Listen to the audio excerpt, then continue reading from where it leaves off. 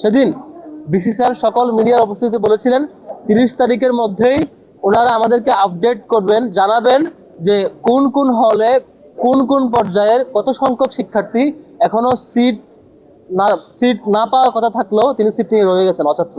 এই তালিকা তিনি আমাদেরকে দিবেন এবং সে অনুযায়ী ব্যবস্থা কি নেবেন সেটা আজকে ব্রিফ করবেন। কিন্তু দুঃখজনক ব্যাপার হচ্ছে আজকে এসেও আমরা হলগুলোর তালিকা চূড়ান্ত পাইনি যে কোন কোন হলে কোন কোন শিক্ষার্থী অছাত্র আছে। এবং সবচেয়ে দুর্ভাগ্যজনক ব্যাপার হচ্ছে হলের সিট দেওয়ার জন্য যে সিট প্রণয়ন নীতি, সুনির্দিষ্ট নীতিমালা দেওয়ার কথা ছিল সেটিও চূড়ান্ত করেনি।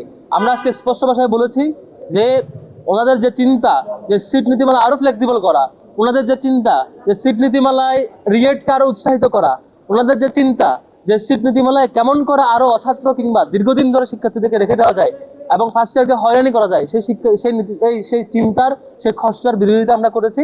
এবং আমরা আমাদের চরম বিরোধিতার প্রেক্ষিতে শেষ পর্যন্ত প্রভিসি একাডেমিক এবং বিসি স্যার দুজনেই বলেছেন আমাদের নীতিমালা প্রস্তাব করতে।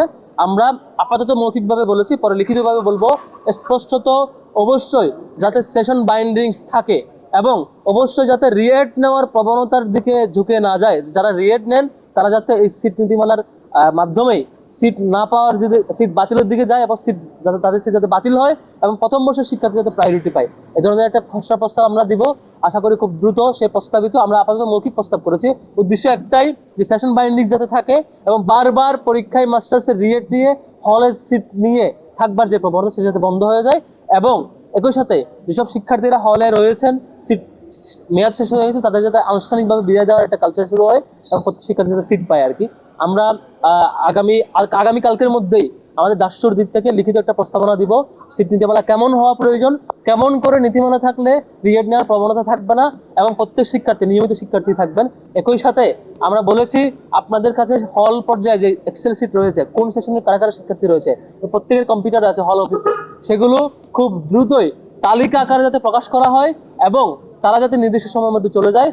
এবং আমরা আরেকটা প্রস্তাব করেছি যে অনেক হলে মেয়ের মাঝামাঝি পর্যন্ত সময় দেওয়া হয়েছে সিট সার্ভার ব্যাপারে, সেটি সময় কমিয়ে নিয়ে এসে সিট নীতিমালার আলোকে দ্রুত সময়ের মধ্যে যাতে সব শিক্ষার্থীকে এই সিট দেওয়ার যে সেই সিট বরাদ্দ করা হবে। একই সাথে আমরা জানিয়েছিলাম যে যারা অছাত্র হিসেবে হলে অবস্থান করছেন তাদেরকে সসম্মানে বিদায় করার ব্যাপারে বিশ্ববিদ্যালয় প্রশাসন কি ধরনের ভূমিকা রাখবেন এবং প্রথম বর্ষে যে সিট অ্যালটমেন্ট দেওয়ার ক্ষেত্রে যে ধরনের বিষয়গুলো শুরু করা দরকার, অর্থাৎ আবেদনপত্র জমা নেওয়া এবং ভাইভা, সেই বিষয়গুলো হলগুলো শুরু করেছে কিনা এই বিষয়ে আমরা আপডেট দিতে আজকে এসেছিলাম।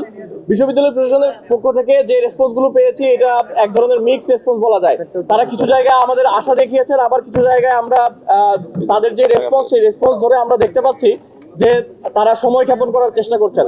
আমরা ইতিমধ্যে দেখেছি যে দু একটা হলে ইতিমধ্যেই সিটের অ্যালটমেন্ট পর্যন্ত হয়ে গিয়েছে, কিন্তু আবার কিছু হলে এখন পর্যন্ত শুধুমাত্র ভাইবার যে কার্যক্রম সেই কার্যক্রমও শুরু হয়নি। অর্থাৎ আমরা এটা থেকে বলতে পারি যে যদি সদিচ্ছা থাকে, যদি কোনো হলের ইচ্ছা থাকে যে প্রথম বর্ষের শিক্ষার্থীদের সিট অ্যালটমেন্ট দেওয়ার ক্ষেত্রে তারা যদি বদ্ধপরিকর হন তাহলে এটা করা সম্ভব ছিল।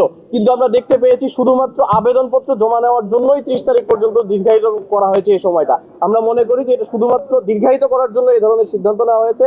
আমরা এই ব্যাপারে বিস্তারিত কথা বলেছি বিশ্ববিদ্যালয় প্রশাসনের সাথে, সেই বিষয়ে ব্রিফ করার জন্য অনুরোধ করছি ডাকসুর জিএস এস এম ফরহাদকে।